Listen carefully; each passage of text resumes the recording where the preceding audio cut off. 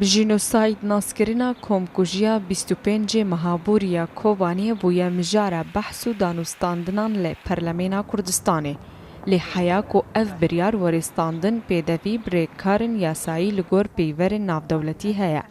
داوامان لە سەرۆکایەتی پەرلەمان کرد کە ئەو بابەتە پێویستی بە دەرکردنی ڕاستپاردەیە بەڵێ ئێمە ناتوانین وەکو پەرلەمانی کوردستان کۆمەلگای نێودەوڵەتی یان ڕێکخراوی نەتەوە یەکگرتووەکانی ئیلزام بکەین بەوەی کە بەهانەی کۆبانیەوە بچێتن بۆ پاراستن لە بەهاکانی مرۆڤایەتی بەڵام دەمانتوانی وەکو پەرلەمانی کوردستان ڕاستپاردە دەربکەین و وەجەخت لەسەر ڕاستپاردەکانی پێشوشمان بکەینەوە. ji ber ku Iraq ne endama di dadgeha navdewletiya tawanan de û bûyer li ser a xewê nebûye ew nikarê biryarê li ser bide.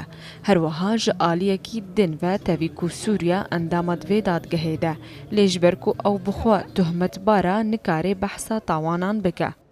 Divê şandekê wan bête Parlamentoya Kurdistanê we ser babetê jînosaydê baxivin we nûsirawekê bikin bû nûnerê netewê yekgirtûwekan heye yan hel netewê yekgirtûwekan eger hebêt Sûriyê peywendiyê pêve bikin rastewxo bidite Encûmenê Asayişê Nêwdewletî Meclisel Emin û ew biryarê bidin bile yala mehkemekê bû me damezrîne yan rewaneyê mehkeme cinayet dewlîye bike.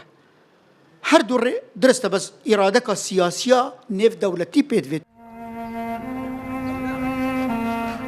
Di sed sala borî de çend komkujî û genûsayd li hemberî Kurdan hatiye bicêkirin bi taybet yên başûr. Yada wî jî di 2014 li Şingalê bû. Lewra ezmûna wan di genûsaydkirina van komkujiyan de heye. Ev ezmûn dibe Kurdên Rojava mifayê jê werbigirin.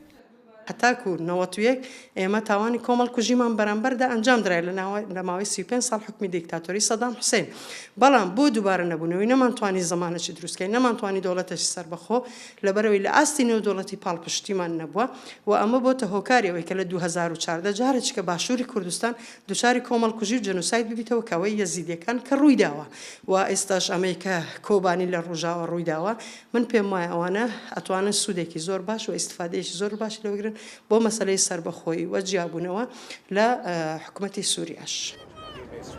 Tevî ku genûsayd yek ji karîsetên mezin yên dijî mirova tê encamdan lê gelek millet hene xistine xizmeta xwe de. Mîna cihowan piştî Holokosta lê dijî wan hata encamdan bi tevger û hêza xwe ya aborî û diplomasî û serbazî karîbûn dewletê dambezrînin. Di sed salaya borî de Kurd li her çar parçeyê Kurdistanê çend cara rastî genûsaydê hatin li ser destê desthilatdarê deverê.